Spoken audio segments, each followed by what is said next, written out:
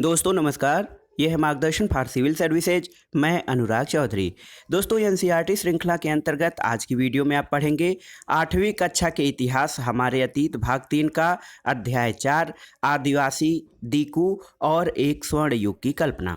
दोस्तों इस अध्याय के अंतर्गत आप जानेंगे कि आदिवासियों पर ब्रिटिश शासन या ब्रिटिश औपनिवेशिक शासन का क्या प्रभाव पड़ा, उनके जनजीवन पर क्या असर पड़ा और ब्रिटिश शासन को आदिवासियों के जीवन में हस्तक्षेप क्यों करना पड़ा, उनकी आवश्यकताएं क्या थी। तो आइए शुरू करते हैं आज का वीडियो। दोस्तों 1895 में बिरसा नाम के एक आदमी को बिहार में छोटा नागपुर के जंगलों और गांवों में घूमते देखा गया 1895 में। और लोग कहते थे कि उसके पास चमत्कारी शक्तियां हैं, वह सारी बीमारियां दूर कर सकता था और अनाज की छोटी सी ढेरी को कई गुना बढ़ा देता था। बिरसा ने खुद ये ऐलान कर दिया था कि उसे भगवान ने लोगों की रक्षा के लिए बिरसा खुद ऐलान किया था कि उसे भगवान ने लोगों की रक्षा यानी दीकुओं बाहरी लोगों की गुलामी से आज़ाद कराने के लिए भेजा है। कुछ समय के भीतर हजारों लोग बिरसा के पीछे चलने लगे। वे उसे भगवान मानते थे। उन्हें यकीन था कि वह उनकी समस्याएं ही दूर करने आया था। तो यहाँ पर देखिए, आदिवासी आप जानते हैं जो मूल निवासी हैं, जंगल वनों में रहते थे। और दीकू जो थे, दीकू आदिवासियों की भाषा में बाहरी लोगों को कहा जाता था। दोस्तों बिरसा का जन्म एक मुंडा परिवार में हुआ था। मुंडा एक जनजाति समूह है जो छोटा नागपुर पठार में निवास करता है। बिरसा के समर्थकों में इलाके के दूसरे आदिवासी संथाल और उरांव भी शामिल थे। ये भी अपने आसपास आ रहे बदलावों और अंग्रेज शासन के कारण पैदा हो रही समस्याओं से बेचैन थे और उनकी परिचित जीवन पद्धति उससे नष्ट होती दिखाई दे रही थी। उनकी आजीविका खतरे में थी और उनका धर्म भी छिन्न भिन्न हो रहा था। तो बिरसा मुंडा छोटा नागपुर पठार के आसपास रहने वाली जनजाति थी। इसके अलावा वहाँ पर अन्य जो जनजातियाँ निवास करती हैं उसमें संथाल और उरांव थे। दोस्तों इन जनजातियों को क्या समस्या हुई? इन जनजातियों को ये लगा कि ब्रिटिश शासन से उनको अनेक समस्याएं हो रही हैं, उनकी जीवन शैली नष्ट हो रही है, आजीविका खतरे में पड़ रही है और उनका धर्म यानी मान्यताएं भी छिन्न भिन्न हो रही हैं। बिरसा किन समस्याओं को हल करना चाहता था? जिन्हें दीकू कहा जा रहा था, वे बाहरी लोग कौन थे?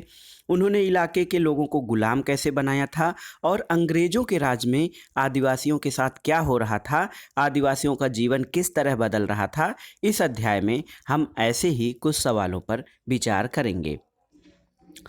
दोस्तों पिछले साल या पिछले वर्ष की किताब में आपने आदिवासी समाज के बारे में पढ़ा था।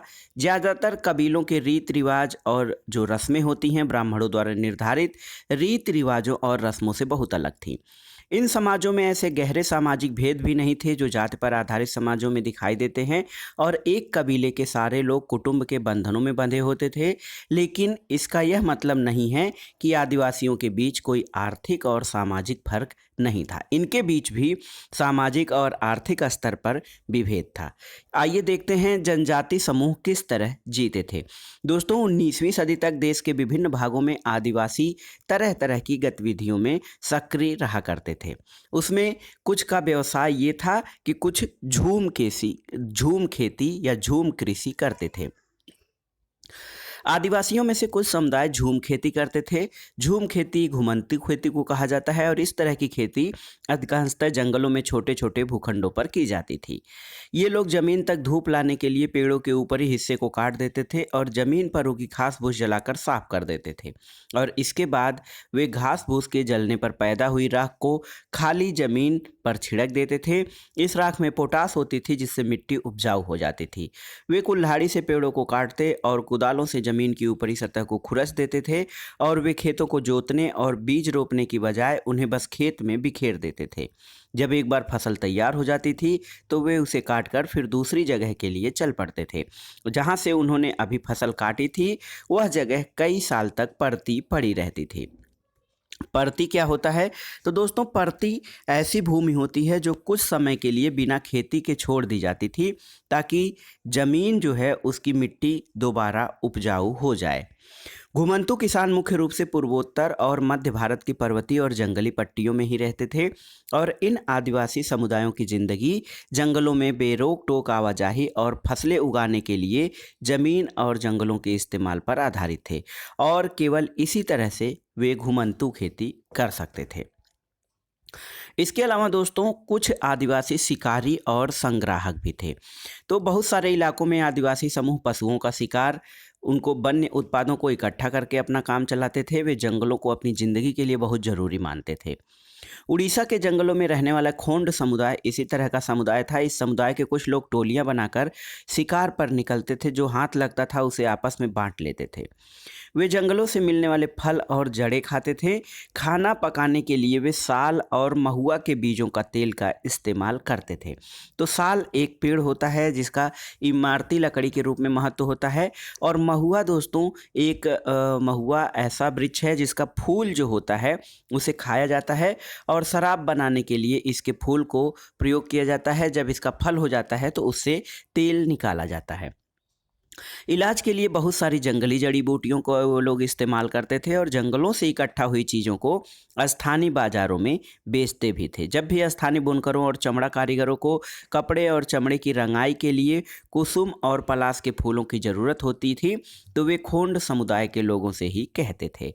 दोस्तों इन समुदायों को चावल और अन्य अनाज कहाँ से मिलता था? कई बार तो चीज़ों की अदला बदली या बार्टर सिस्टम वस्तु विनिमय से काम चल जाता था। वे अपने कीमती वन उत्पादों के बदले ज़रूरत की चीज़ें ले लेते थे और कई बार उन्हें ज़रूरी चीज़ें खरीदने के लिए अपनी मुट्ठी भर आमदनी का सहारा लेना पड़ता था। उसमें से कई लोग आसपास के गांव में नौकरी भी करते थे। कोई बोझ ढोता था तो कोई सड़क निर्माण कार्यों में नौकरी करता था। कई आदिवासी खेत मजदूर थे और जब वन उत्पाद कम पड़ जाते थे तो आदिवासियों के लिए मजदूरी के लिए ज़्यादा भटकना पड़ता था। लेकिन उनमें से बहुत सारे समुदाय ऐसे थे जैसे मध्य भारत में रहने वाले बैगा औरों के लिए काम करते थे और करवाते थे। बैगा खुद जंगल की संतान मानते थे जो केवल जंगल की उपज पर ही जिंदा रह सकती है। मजदूरी करना बैगाओं के लिए अपमान की बात थी। इसके अलावा वे चीज़ें आसपास पैदा नहीं होती थी। उन्हें हासिल करने के लिए आदिवासियों को खरीद फरोख्त भी करनी पड़ती थी। इसकी वजह से वे कभी कभी व्यापारियों और महाजनों पर आश्रित हो जाते थे। व्यापारी बेचने की चीज़ें लेकर आते और भारी कीमत पर चीज़ें बेचते थे। सूदखोर महाजन भी आदिवासियों को कर्जा तो देते थे लेकिन उनका ब्याज बहुत ज़्यादा होता था और इस तरह बाजार और वाणिज्य ने आदिवासियों को कर्ज और गरीबी में ढकेल दिया। लिहाजा वे महाजनों और व्यापारियों के बाहरी शैतान अपनी सारी मुसीबतों की जड़ मानने लगे थे। इसके अलावा कुछ आदिवासी जानवर भी पालते थे, जैसे कुछ शिकारी संग्राहक थे। इसके अलावा कुछ मेहनत मजदूरी करते थे लेकिन कुछ जानवर भी पालते थे। बहुत सारे आदिवासी समूह जानवर पालकर अपनी ज़िंदगी चलाते थे। वे चरवाहे थे जो मौसम के हिसाब से मवेशियों और भेड़ों को रेवड़ लेकर यहाँ से वहाँ जाते थे। जब एक जगह घास खत्म हो जाती थी तो दूसरे इलाके में चले जाते थे। जैसे पंजाब के पहाड़ों पर रहने वाले बन गुज्जर और आंध्र प्रदेश के लबाड़िया आदि समुदाय गाय भैंस के झुंड पालते थे। कुल्लू के गद्दी समुदाय के लोग गडेरिए थे और कश्मीर के बकरवाल जो थे वो बकरियां पालते थे। और अगले वर्ष की पाठ्यपुस्तक में आप इसके बारे में विस्तार से पढ़ेंगे। यहाँ पर देखिए शिकार का वक्त, बुआई का वक्त, नए खेतों में जाने का वक्त। क्या आपने कभी इस बात पर ध्यान दिया है कि विभिन्न प्रकार के समाजों में रहने वाले लोगों की काम और समय की समझदारी एक जैसी नहीं होती है? विभिन्न क्षेत्रों में रहने वाले घुमंतू आदिवासियों और शिकारों की जिंदगी एक खास क्रम और मर्द औरत के बीच कामों के बंटवारे पर चलती थी।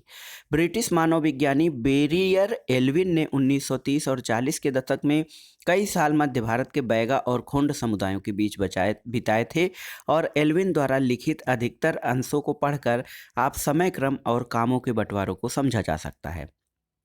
देखिए, चैत में औरतें इकट्ठा करने और बचे खुचे ठूठों को काटने में लग जाती थीं। पुरुष बड़े पेड़ों को काटते थे और शिकार पर जाते थे। शिकार पूरे चांद के समय पूर्व से शुरू होता था और शिकार के लिए बांस के फंदों का इस्तेमाल करते थे। औरतें साग, इमली और मशरूम आदि फल बीन कर लाती थीं। बैगा औरतें या तो केवल जड़ें या कंद इकट्ठा करती थीं या महुआ के बीज इकट्ठा करती हैं। मध्य भारत के आदिवासियों में बैगाओं को सबसे अच्छा शिकारी माना जाता था। बैसाख में जंगलों को जलाया जाता था। औरतें अधजली लकड़ियों को ईंधन के लिए बीन लेती थीं और आदमी शिकार पर जाते रहते थे, लेकिन गांव से दूर नहीं जाते थे। जेठ में बुआई होती थी और शिकार चलता रहता था। आषाढ़ से भादों तक मर्द खेतों में काम करते थे। क्वार में फलियां आने लगती थी और कार्तिक कुटकी में पक जाती थी। अगहन में सारी फसल तैयार हो जाती थी और पूस में पटकन किया जाता था। नाच गाना और शादियां भी पूस के महीने में ही होती थीं। माघ में पुरुष नए बेवड़ की तरफ चल देते थे। इस दौरान शिकार और चीज़ों का संग्रह ही जीने की मुख्य गतिविधि होती थी। यह चक्र पहले साल का होता था। दूसरे साल शिकार के लिए ज़्यादा समय मिल जाता था, क्योंकि केवल कुछ फसलों की ही बुआई कटाई होती थी। क्योंकि भोजन काफ़ी होता था, इसलिए पुरुष बेवड़ों में ही रहते थे और तीसरे साल में भोजन के लिए वन उत्पादों को भी ज़रूरत पड़ने लगती थी। तो दोस्तों, ये बेरियर एल्विन द्वारा लिखित बैगा 1939 और एल्विन की अप्रकाशित रचना notes on the Khonds, Verrier Elwin papers, Nehru स्मृति संग्रहालय और पुस्तकालय पर आधारित ये आपको एक केस स्टडी दिखाई गई। इसके अलावा दोस्तों, कुछ लोग एक जगह खेती करते थे। तो दोस्तों, 19वीं सदी के पहले ही बहुत सारे जनजाति कबीले एक जगह टिक कर खेती करने लगे। वे बार बार जगह बदलने की बजाय साल दर साल एक ही जगह खेती करते थे। वे हलों का इस्तेमाल करने लगे और धीरे धीरे उन्हें ज़मीन पर अधिकार भी मिलते जा रहे थे।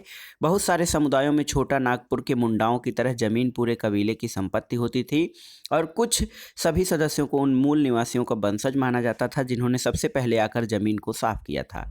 लिहाजा ज़मीन पर सबका बराबर हक होता था। फिर भी अक्सर ऐसा होता था कि कुल के कुछ औरों से ज़्यादा ताकत जुटा लेते थे। कुछ मुखिया बन जाते थे और बाकी उनके अनुयायी होते थे। जो ताकतवर होते थे वे खुद खेती करने की बजाय अक्सर अपनी ज़मीन बटाई पर दे देते थे। ब्रिटिश अफसरों को गोंड और संथाल जैसे एक जगह ठहर कर रहने वाले आदिवासी संग्राहक या घुमंतू खेती करने वाले के मुकाबले ज़्यादा सभ्य दिखाई देते थे। जंगलों में रहने वालों को जंगली और बर्बर माना जाता था और अंग्रेज़ों को लगता था कि उन्हें अस्थायी रूप से एक जगह बसाना और सभ्य बनाना बहुत ज़रूरी है। दोस्तों, अब आइए देखते हैं औपनिवेशिक शासन से आदिवासियों के जीवन पर क्या असर पड़ा। दोस्तों, ब्रिटिश शासन के दौरान आदिवासी जो थे उनका जीवन काफ़ी हद तक बदल गया। सबसे पहले देखते हैं आदिवासी मुखिया या जो किसी कबीले के मुखिया होते थे उनका क्या हुआ। तो अंग्रेज़ों के आने से पहले बहुत सारे इलाकों में आदिवासियों के मुखियाओं का महत्वपूर्ण स्थान था। उनके पास औरों से ज़्यादा आर्थिक ताकत होती थी और वे अपने इलाके पर नियंत्रण रखते थे। कई जगह उनकी अपनी पुलिस होती थी और ज़मीन और वन प्रबंधन के स्थानीय नियम खुद बनाते थे। ब्रिटिश शासन के तहत आदिवासी मुखियाओं के कामकाज और अधिकार काफ़ी बदल गए। उन्हें कई कई गांवों पर ज़मीन का मालिकाना हक तो मिला, लेकिन उनकी शासकीय शक्तियां छिन गईं। उन्हें ब्रिटिश अधिकारियों द्वारा बनाए गए नियमों को मानने के लिए बाध्य किया गया। उन्हें अंग्रेज़ों को नजराना देना पड़ता था और अंग्रेज़ों के प्रतिनिधि की हैसियत से अपने समूहों को अनुशासन में रखना होता था। पहले उनके पास जो ताकत थी, अब वह नहीं रही। वे परंपरागत कामों को करने के लिए लाचार हो गए। इसके अलावा घुमंतू काश्तकार जो थे उनका क्या हुआ। तो दोस्तों, ऐसे समूह जो घूम कर खेती या कटाई जंगलों की कटाई करके खेती करते थे, अंग्रेज़ों को काफ़ी इनसे परेशानी होती थी और एक जगह ठहर कर ये लोग नहीं रहते थे। वे चाहते थे कि आदिवासियों के जो समूह हैं एक जगह अस्थायी रूप से रहें और खेती करें। अस्थायी रूप से एक जगह रहने वाले किसानों को नियंत्रित करना आसान था। अंग्रेज अपना शासन आमदनी के नियमित स्रोत भी बनाना चाहते थे, इसलिए उन्होंने ज़मीन के बारे में कुछ नियम लागू कर दिए। उन्होंने ज़मीन को नापकर प्रत्येक व्यक्ति का हिस्सा तय किया। उन्होंने यह भी तय कर दिया कि किसे कितना लगान देना होगा। कुछ किसानों को भूमि स्वामी और दूसरों को पट्टेदार घोषित किया गया और पट्टेदार अपने भूस्वामियों का भाड़ा चुकाते थे और भूस्वामी सरकार को लगान देते थे। दोस्तों, जो झूम काश्तकार थे, जो इधर उधर घुमंतू कृषि करते थे, उनको अस्थायी रूप से बसाने की अंग्रेजों की कोशिश बहुत कामयाब नहीं रही। जहां पानी कम हो और मिट्टी सूखी हो, वहां हलों से खेती करना आसान नहीं होता, बल्कि हलों की मदद से खेती करने वाले झूम काश्तकारों को अक्सर नुकसान ही हुआ, क्योंकि उनके खेत अच्छी उपज नहीं दे पाते थे। इसलिए पूर्वोत्तर राज्यों के झूम काश्तकार इस बात पर अड़े रहे कि उन्हें परंपरागत ढंग से ही जीने दिया जाए। व्यापक विरोध के फलस्वरूप अंग्रेजों को आखिरकार उनकी बात माननी पड़ी और ऐसे कबीलों में जंगल के कुछ हिस्सों में घुमंतू खेती की छूट दे दी गई। अब आइए देखते हैं वन कानून और उनके प्रभाव। दोस्तों, आदिवासी समूहों का जीवन जंगलों और वनों से जुड़ा हुआ था, इसलिए वन कानूनों में आए बदलाव से आदिवासियों के जीवन पे बहुत असर पड़ा। अंग्रेजों ने सारे जंगलों पर अपना नियंत्रण स्थापित कर लिया था और जंगलों को राज्य की संपत्ति घोषित कर दिया। कुछ जंगलों को आरक्षित वन घोषित कर दिया गया। ये ऐसे जंगल थे जहां अंग्रेजों की ज़रूरतों के लिए इमारती लकड़ी पैदा होती थी और इन जंगलों में लोगों को स्वतंत्र रूप से घूमने, झूम खेती करने, फल इकट्ठा करने या पशुओं को शिकार करने की इजाज़त नहीं थी। ऐसी सूरत में झूम काश्तकार किस तरह जिंदा रह सकते थे? इसलिए उनमें से बहुतों को काम और रोजगार की तलाश में मजबूरन दूसरे इलाकों में जाना पड़ा। जैसे ही अंग्रेजों ने जंगलों के भीतर आदिवासियों के रहने पर पाबंदी लगा दी, उनके सामने एक समस्या पैदा हो गई। समस्या ये थी कि रेलवे स्लीपर्स के लिए पेड़ काटने और लकड़ी को एक जगह से दूसरी जगह ले जाने के लिए मजदूरों का इंतजाम कहाँ से किया जाए।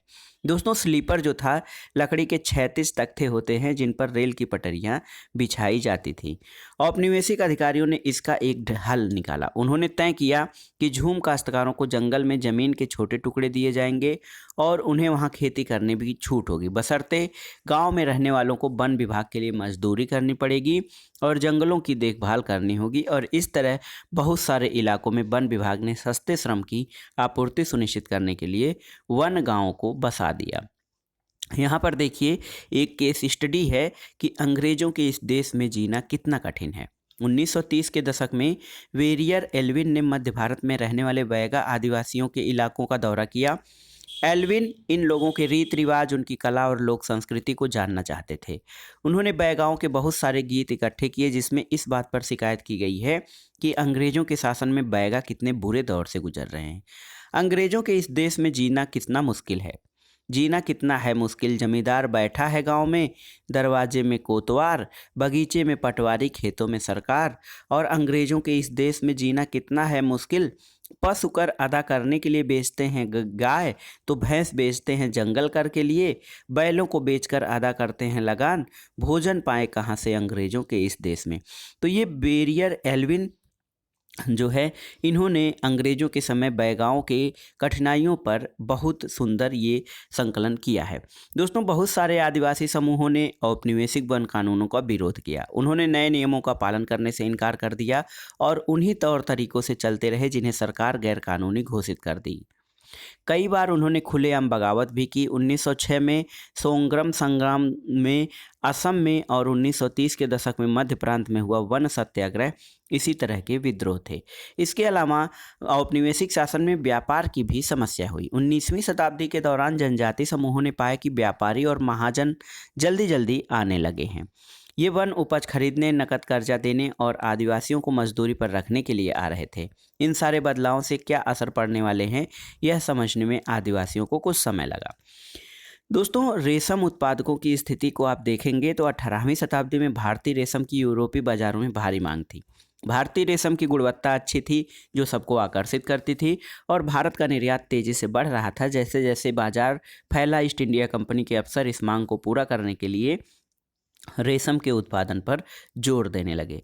वर्तमान झारखंड में जो हजारीबाग के आसपास रहने वाले संथाल ये रेशम के कीड़े पालते थे और रेशम के व्यापारी अपने एजेंटों को भेजकर आदिवासियों को कर्जे देते थे और उनके कृमि कोषों को इकट्ठा कर लेते थे।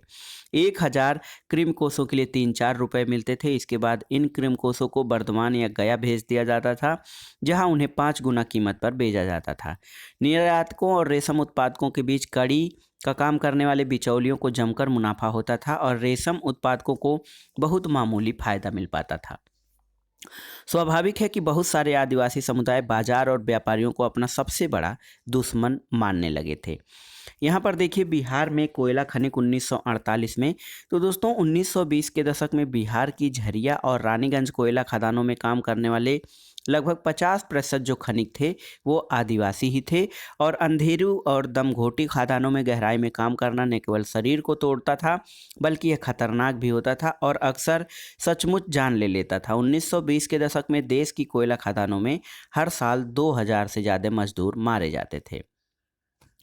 काम की तलाश। दोस्तों, एक तरफ तो जो व्यापारियों का विरोध आदिवासियों द्वारा किया गया, उसके अलावा काम की तलाश में घर से दूर जाने वाले आदिवासियों की दशा और भी खराब हो गई थी। 19वीं शताब्दी के आखिर से वे चाय बागान फैलने लगे थे। खनन उद्योग भी महत्वपूर्ण उद्योग बन गया था और असम के चाय बागानों और झारखंड की कोयला खदानों में काम करने के लिए आदिवासियों को बड़ी संख्या में भर्ती किया गया। इन लोगों को ठेकेदारों के मार्फत भर्ती किया जाता था। ये ठेकेदार न केवल उन्हें बहुत कम वेतन देते थे बल्कि उन्हें वापस घर भी नहीं लौटने देते थे। और नज़दीक से देखने पर तो 19वीं और 20वीं शताब्दियों के दौरान देश के विभिन्न भागों में जनजाति समूहों ने बदलते कानूनों, अपने व्यवहार पर लगी पाबंदियों, नए करों और व्यापारियों और महाजनों द्वारा किए जा रहे शोषण के खिलाफ कई बार बगावत की। 1831-32 में कोल आदिवासियों और 1855 में संथालों ने बगावत की। और मध्य भारत में बस्तर क्षेत्र में 1910 में और 1940 में महाराष्ट्र में बरली विद्रोह हुआ। दोस्तों, बिरसा जिस आंदोलन का नेतृत्व कर रहे थे वो भी इसी तरह का एक विद्रोह था। तो आइए बिरसा मुंडा के बारे में जानते हैं। दोस्तों, बिरसा का जन्म 1870 के दशक में हुआ था और उसके पिता गरीब थे। बिरसा का बचपन भेड़ बकरियां चराते, बांसुरी बजाते और स्थानीय अखाड़ों में नाचते गाते बीता था। उसकी परवरिश मुख्य रूप से बोहोंडा के आसपास के जंगलों में हुई। गरीबी से लाचार बिरसा के पिता को काम की तलाश में जगह जगह भटकना पड़ता था। लड़कपन में ही बिरसा ने अतीत में हुए मुंडा विद्रोहों की कहानियां सुन ली थी। उन्होंने कई बार समुदाय के सरदारों या मुखियाओं को विद्रोह का आह्वान करते देखा था और बिरसा के समुदाय को लोग ऐसे स्वर्ण युग की बात किया करते थे जब मुंडा लोग दीकुओं के उत्पीड़न से पूरी तरह आज़ाद थे। सरदारों का कहना था कि एक बार फिर उनके समुदाय के परंपरागत अधिकार बहाल हो जाएंगे। वे खुद को इलाके के मूल निवासियों का वंशज मानते थे और अपनी जमीन की लड़ाई मुल्क की लड़ाई लड़ रहे थे। वे लोगों को याद दिलाते थे कि उन्हें अपना साम्राज्य वापस पाना है। बिरसा स्थानीय मिशनरी स्कूल में जाने लगे जहां उन्हें मिशनरियों के उपदेश सुनने का मौका मिला। वहां भी उन्होंने यही सुना कि मुंडा समुदाय स्वर्ग का साम्राज्य हासिल कर सकता है और अपने खोए हुए अधिकार वापस पा सकता है। अगर वे अच्छे ईसाई बन जाएं और अपनी खराब आदतें छोड़ दे तो ऐसा हो सकता है। बाद में बिरसा ने एक जाने माने वैष्णव धर्म प्रचारक के साथ कुछ समय बिताया। उसने जनेऊ धारण किया और शुद्धता और दया पर जोर देने लगे।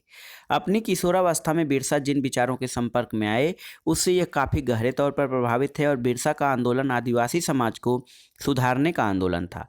उन्होंने मुंडाओं से आह्वान किया कि वे शराब पीना छोड़ दें, गाँव को साफ रखें और डायन और जादू टोने में विश्वास न करें। यहाँ ध्यान देने वाली बात यह है कि बिरसा ने मिशनरियों और हिंदू जमींदारों का भी लगातार विरोध किया और उन्हें बाहर का मानते थे जो मुंडा जीवन शैली को नष्ट कर रहे थे।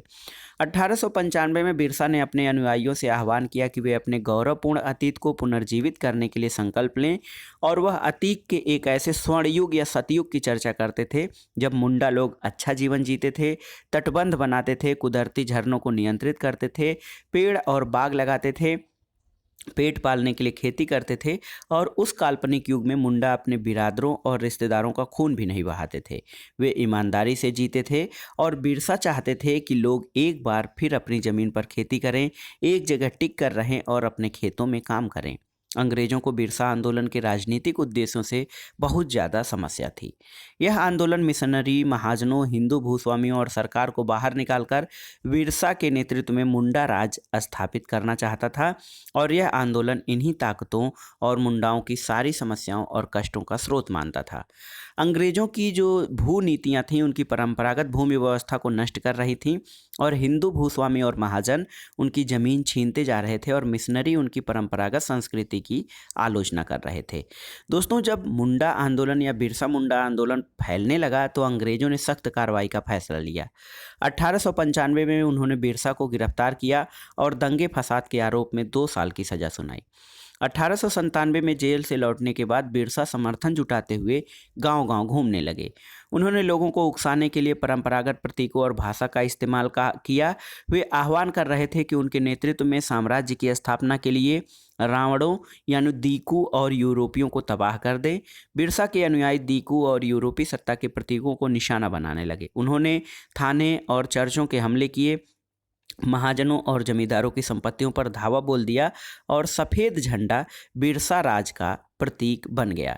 सन 1900 में बिरसा की हैजे से मृत्यु हो गई और आंदोलन ठंडा पड़ गया। यह आंदोलन 2 मायनों में महत्वपूर्ण था। पहला ये कि इसने औपनिवेशिक सरकार को ऐसे कानून लागू करने के लिए मजबूर किया जिनके जरिए दीकू लोग या बाहरी लोग आदिवासियों की ज़मीन पर आसानी से कब्जा न कर सकें, और दूसरा, इसने एक बार फिर से जता दिया कि अन्याय का विरोध करने और औपनिवेशिक शासन के विरुद्ध अपने गुस्से को अभिव्यक्त करने में आदिवासी सक्षम हैं और उन्होंने अपने खास अंदाज समाज में अपनी खास रस्मों और संघर्षों के प्रतीक के जरिए इस काम को अंजाम दिया। तो दोस्तों इसके अलावा देखिए एक अन्यत्र तो हमें नकदी की ज़रूरत क्यों पड़ती थी। दोस्तों ऐसे बहुत से कारण थे जिनकी वजह से आदिवासी और अन्य सामाजिक समूह प्राय बाजार के लिए पैदावार नहीं करना चाहते। पपुआ न्यू गिनी के एक जनजाति गीत में इस बात की झलक मिलती है कि वहाँ के आदिवासी बाजार को किस तरह देखते थे। कहते हैं नकदी है बेकार का कूड़ा करकट, बारिश ये रोक नहीं सकती और देती है तकलीफ़ें। इन सरकारी मठाधीशों के लिए क्यों मैं जोश से करूं काम, क्यों मैं चढ़ूं नारियल के पेड़ पर। तो है नकदी फसलें अच्छी, लेकिन श्रीमान मुझे बताएं अगर खरीदने को नहीं है कुछ तो मैं चिंता करूं क्यों। तो ये है दोस्तों एक पपुआ न्यू गिनी के आदिवासी समूह की हमें नकदी की क्या ज़रूरत है इस बारे में एक आदिवासियों का गीत। तो ये था आज का वीडियो कैसा रहा और आपके लिए ये कितना जानकारी प्रदान किया आप हमें कमेंट बॉक्स में ज़रूर बताइएगा। इसके अलावा इसमें जो शब्द आए हैं जैसे दीकू, इसके अलावा बिरसा मुंडा जो मुंडा जनजाति है, अन्य जनजातियां हैं, उसके संबंध में हमारे चैनल पर सामान्य अध्ययन के अंतर्गत भारत की जनजातियों से संबंधित एक वीडियो भी बनाया गया है, उसका भी लिंक मैं यहाँ पर दे दूँगा। इसके अलावा जो अन्य महत्वपूर्ण शब्द आए हैं उनको आप अलग से नोट कर लीजिएगा और उनके बारे में आप जानकारी भी इकट्ठा करने का प्रयास कीजिएगा। वीडियो आपको कैसा लगा हमें कमेंट बॉक्स में ज़रूर बताइए। वीडियो को लाइक करें, शेयर करें और इस चैनल मार्गदर्शन फॉर सिविल सर्विसेज को सब्सक्राइब करें। वीडियो देखने के लिए धन्यवाद दोस्तों, नमस्कार।